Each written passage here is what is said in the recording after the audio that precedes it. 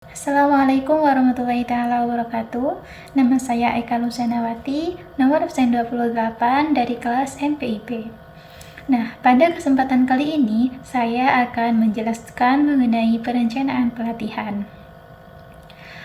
Nah, tentunya pada saat kita akan melaksanakan sebuah pelatihan, kita akan membutuhkan sebuah perencanaan.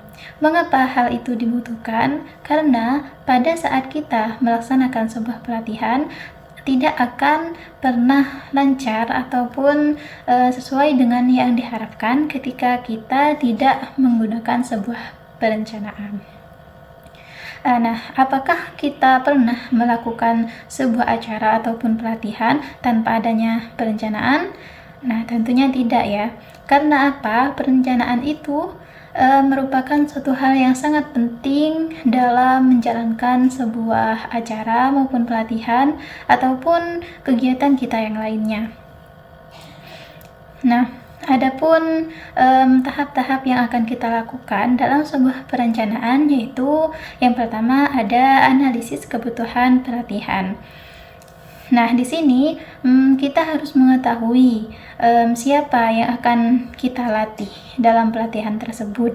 Maksudnya audien yang kita butuhkan, peserta yang akan kita masukkan ke pelatihan itu siapa? Apakah kita akan memilih dari siswa? Apakah kita mengambil dari para guru ataupun dosen ataupun yang lainnya? Nah, yang kedua, kita menentukan tujuan dari pelatihan tersebut.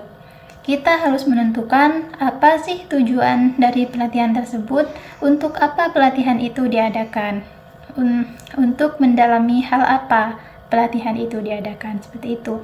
Nah, selanjutnya yang ketiga itu adalah siapa penyelenggara pelatihan. Nah, kita harus menentukan siapa yang penyelenggara dari pelatihan tersebut, apakah kita dari institut maupun dari bidang yang lainnya. Nah, yang seterusnya itu ada life stage, tahap kehidupan manusia. Dan yang terakhir yaitu bahan pelatihan, itu harus ditentukan. Seperti contohnya apa yang akan kita bawa dalam pelatihan tersebut, atau materi apa yang akan kita sampaikan dalam pelatihan tersebut. Nah, yang kedua yaitu ada perencanaan program pelatihan. Nah, dalam perencanaan program pelatihan ini kita harus menetapkan pengelola dan staf pembantu program pelatihan.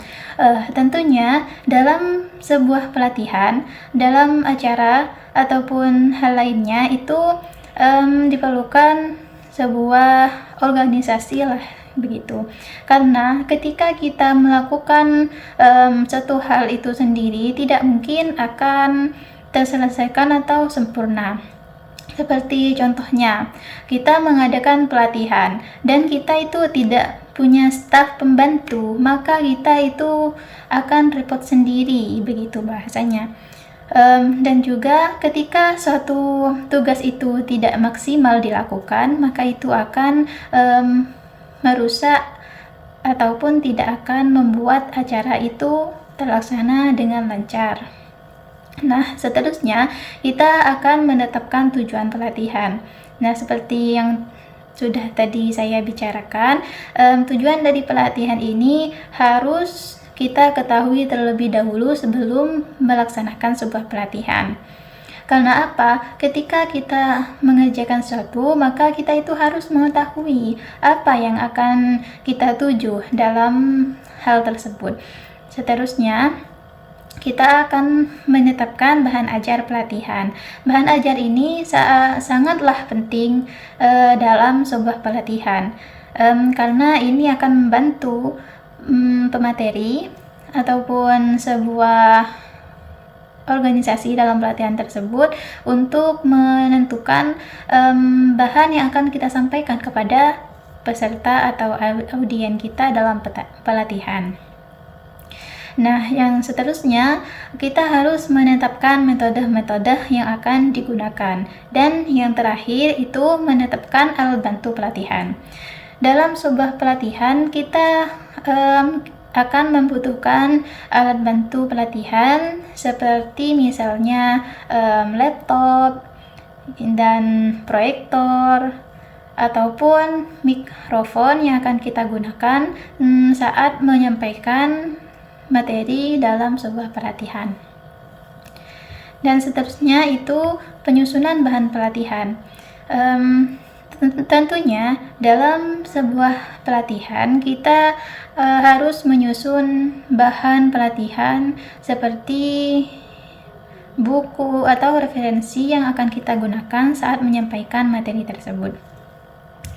Dan seterusnya pelaksanaan pelatihan.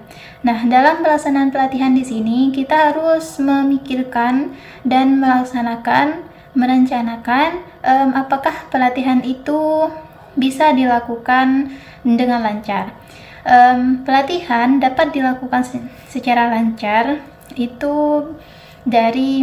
mulai dari waktu yang kita tetapkan. Apakah waktu tersebut efektif untuk dijadikan waktu untuk pelatihan? Ketika waktunya sudah efektif, maka pelatihan itu akan bisa dilaksanakan dengan lancar seperti itu.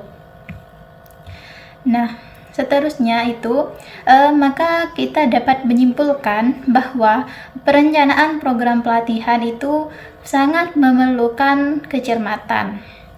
Oleh karena itu, perencanaan program pelatihan perlu dialokasikan waktunya dengan waktu yang cukup seperti itu. Karena apa? Karena pelatihan itu tidak akan berjalan dengan lancar ketika waktunya itu tidak tepat. Seperti misalnya pelaksanaan pelatihan tersebut dilakukan hari Senin. Hari Senin itu kan umumnya hari Senin itu hari aktif ya bagi semua bidang, maupun itu perkuliahan, pekerjaan, dan lain sebagainya. Maka ketika pelatihan itu dikerjakan hari tersebut, maka itu akan sedikit orang yang akan mengikuti pelatihan tersebut. Namun ketika pelatihan tersebut ditaruh di hari yang free lah begitu, seperti hari libur, seperti hari Minggu ataupun hari lainnya, intinya hari yang bisa kita gunakan untuk mengisi kekosongan di hari tersebut, maka pelatihan itu dapat dengan efektif untuk dilaksanakan. Nah, hanya itu dari saya. Wassalamualaikum warahmatullahi wabarakatuh.